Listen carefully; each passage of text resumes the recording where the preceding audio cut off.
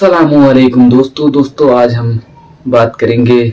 आज हमारे पास दो वीडियो आई। एक वीडियो है आजम खान साहब की जेल जाते हुए और उनके बेटे अब्दुल्ला आजम को गले लगाते हुए। दूसरी वीडियो आई है जो मुख्तार अंसारी के बेटे उमर अंसारी का निकाह हुआ, उसमें कौन कौन से लोग शामिल हुए।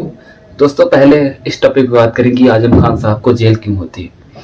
दोस्तों आखिर आजम खान साहब को ही क्यों जेल हो रही है बार बार। कुछ लोग कहते हैं कि उन्हें मुस्लिम होने की वजह से सताया जा रहा है, कुछ लोग कहते हैं बीजेपी उनके पीछे पड़ी है, कुछ लोग कहते हैं अच्छा एक चीज बताइए हमें कि सिर्फ आजम खान ही मुस्लिम है क्या पूरे यूपी में।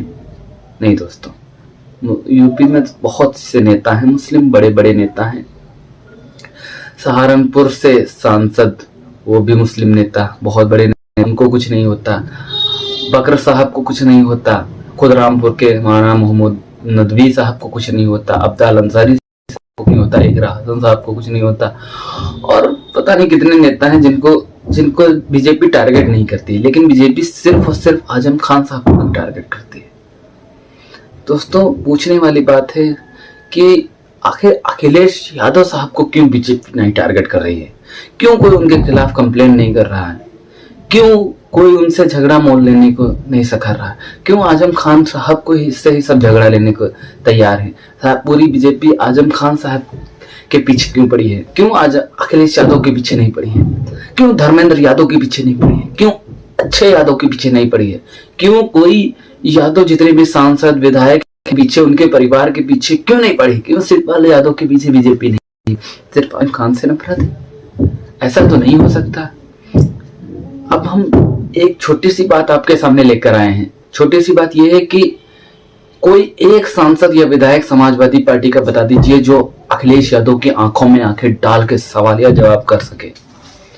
गिनती पे बता दीजिए, आप नहीं बता पाएंगे दोस्तों, क्योंकि सिर्फ एक ही नेता है जो आजम खान है, वो सपा मुखिया अखिलेश यादव की आंखों में आंखें डाल के सवाल कर सकता है और पूछ सकता है कि आप ये गलत कर रहे हैं, आप ये सही कर रहे हैं। इस वजह से इससे दिक्कत किसको होगी, अखिलेश यादव को होगी। वो अपने फैसले नहीं ले पाएंगे तो वो क्या करेंगे फिर। उनके पास एक ही ऑप्शन बचता है कि आजम खान को सताया जाए, उन्हें दबाया जाए, उनकी राजनीति को खत्म किया जाए।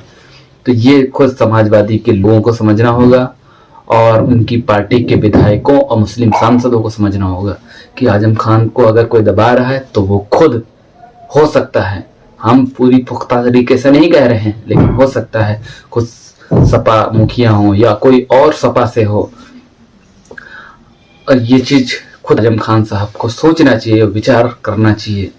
वो ओवैसी को टारगेट करते, ओवैसी को इस समय क्या टारगेट करके कुछ मिल जाएगा? नहीं मिलेगा।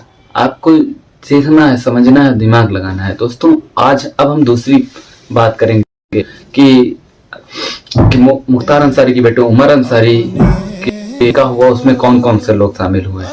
उसमें इमरान प्रतापगढ़ी साहब भी शामिल हुए, असदुद्दीन ओवैसी खास करके उनको बुलाया गया और वो भी शामिल हुए।